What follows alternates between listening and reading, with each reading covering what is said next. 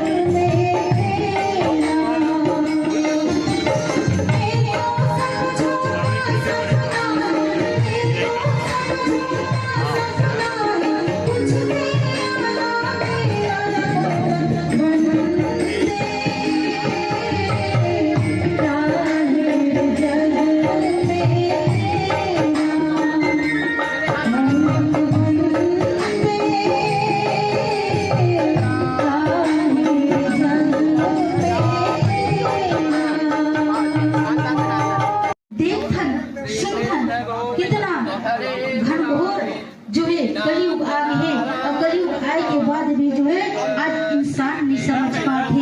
इंसान आज रामचरित मानस कि यह जगह जो है छोटी काशी के रूप में जगत में और शास्त्रों में विख्यात हो गई है। तो हे भगवान, काशी की संज्ञा कैसे दी जा सकती है किसी क्षेत्र को? तो उसके लिए 5 शास्त्रीय प्रमाण होना जरूरी है। पहले सामने में जो है महानदी का, सामने में गंगा जी का प्रागट्य, गंगा जी का निरंतर प्रवाह होना जरूरी है जो दिखाई पड़ रहा है। उसके सामने जो है भगवान के शिवलिंग का स्थापित होना दिखाई पड़ता है, वह दिखाई पड़ रहा है। इसके बगल में महाशमशान का होना दिखाई पड़ता है, जो सामने में महाशमशान दिखाई पड़ रहा है। उसके बगल में जो है चौथा निर्जन क्षेत्र होना चाहिए, जहाँ कुछ भी उपज ना हो, कुछ भी लोग रहते ना हो। उसके बगल का पूरा क्षेत्र पूरा निर्जन दिखाई पड़ रहा है। और हे भगवान, 5वां और अंतिम के जो है वर्ष में एक बार जो है वह माघी पुन्नी का मेला भरना चाहिए। तो यह हमारा रुद्रेश्वर महादेव के प्रांगण में हम सब बैठ के आज कथा श्रवण के लिए सब एकत्र हुए हैं। तो हे भगवान, हम सब बड़ भागी हैं इस कारण से कि एक तो छोटी काशी, ऊपर से महादेव, वो महादेव अनंत काल से विराजमान है। जब राम जी को वनवास गमन हुआ उसके पहले विद्यमान हो गए। और इसी कारण से जब राम जी को पता चला तो जहाँ हरि है वहाँ हर है। जिस प्रकार से हमारा जो है छत्तीसगढ़ का प्रयागराज नयापारा राजिम कहलाता है। भारतवर्ष का जो प्रयागराज है, जिसे हम त्रिवेणी संगम कहते हैं, गंगा जमुना या सरस्वती का संगम है।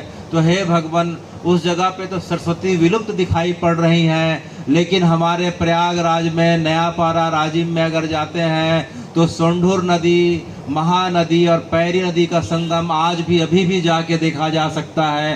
तो वह साक्षात प्रयागराज है हमारे छत्तीसगढ़ वासियों के लिए, धमतरी अंचल के वासियों के लिए। तो जो है प्रयागराज भी है।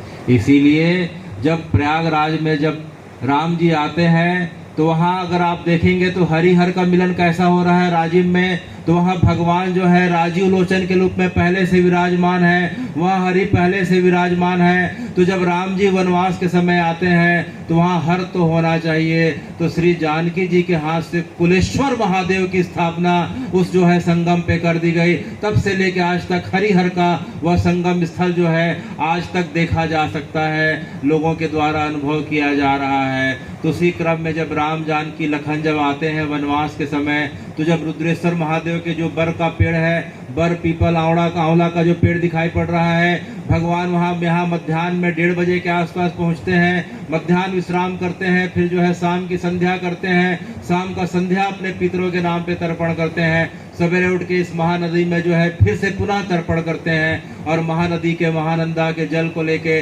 भगवान का रुद्राभिषेक करते हैं। तो हे भगवान, हमसे पूर्व भी, हमारे पूर्वजों के पूर्व भी राम जी जानकी जी के साथ इस जगह पे तर्पण कर चुके हैं, जिस जगह पे आज स्वर्गधाम समिति के द्वारा आज बड़े भाव के साथ उन जो है बेसहारों का, जिनका कोई नहीं है, जिनका जो है सिर्फ और सिर्फ एक ही सहारा है, वह स्वर्गधाम समिति है। तो हे भगवान, बड़े भाव के साथ जिनका संस्कार किया गया, राम जी ने भी इस जगह पे संस्कार किया, तो स्वर्गधाम समिति के सभी सदस्यों को, सभी प्रत्यक्ष रूप से सहयोग करने वाले सभी प्रकार के लोगों को मेरा बड़ा साधुवाद। और इसी क्रम में हम आगे बढ़ रहे हैं। इसी तरह ये हम जो प्रतिवर्ष 2004 से जो करते आ रहे हैं, लावारिस लाशों का जो अंतिम संस्कार करते हैं, प्रतिवर्ष शास्त्रानुसार सर्व पितृ मोक्ष अमावस्या पर जिनका तर्पण किया जाना होता है, उसी तारतम्य में आज ये कार्यक्रम आयोजित किया गया प्रतिवर्ष अनुसार। और अभी तक हमने जो 658 असहाय मृतक जो हैं उनके सामूहिक तर्पण एवं पिंडदान का कार्यक्रम किया जा रहा है। अभी समाज में एक अलग परिवेश आ गया है, लोग अपने पितरों का महत्व नहीं समझते, जीवित में भी नहीं समझते और मरने के बाद भी नहीं समझते। जीवित माता पिता की जितनी जिम्मेदारी आपकी बनती है, उससे कहीं ज्यादा जिम्मेदारी उनके मृत होने के बाद बनती है। तो ये 16 दिन जिनके सत्ता में, जिनके हाथों में पूरी सृष्टि की सत्ता होती है पितरों के, उनके तारतम्य में हर कार्यक्रम होना चाहिए और उनकी सेवा में उनके सारे कार्य होना चाहिए। इस व्यापक सनातन धर्म की जानकारी प्राप्त करने के लिए ये व्याख्यान माला की गई है, जो तर्पण से संबंध सारे प्रक्रियाओं को डॉक्टर को बता रहे हैं। स्वर्गधाम सेवा समिति 2004 से इसका गठन किया गया था। मैं एक छोटी सी बात को रखना चाहूँगा। 2004 में एक महिला स्ट्रेचर में शासकीय अस्पताल में पड़ी हुई थी, उसमें काफी मक्खियां भिन आ रही थी। हमारे पवार सर उसको देखने के बाद एक संकल्प लिए कि क्यों ना हम ऐसा एक काम करें जिससे जो भी इस टाइप से लावारिस बॉडी मिलती है उसका अंतिम संस्कार हम एक वारिस बन के कर पाए। इसके लिए हम शहर के प्रतिष्ठित लोगों के पास गए। उस समय हमको 1,21,000 की जरूरत थी और हमारी भी स्थिति ऐसी नहीं थी कि हम लोग जुटा पाए।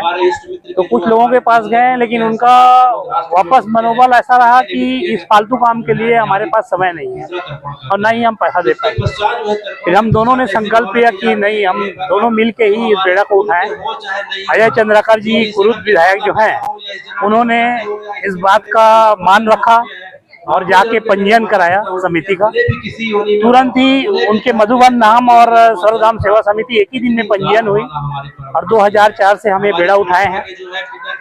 2004 के बाद हमको कई प्रकार की कठिनाइयां आई, जिसमें विशेष रूप से पुलिस प्रशासन, पत्रकारगण, डॉक्टरगण, और डॉक्टरगण तो तन मन धन से भी हमको सहयोग किए हैं।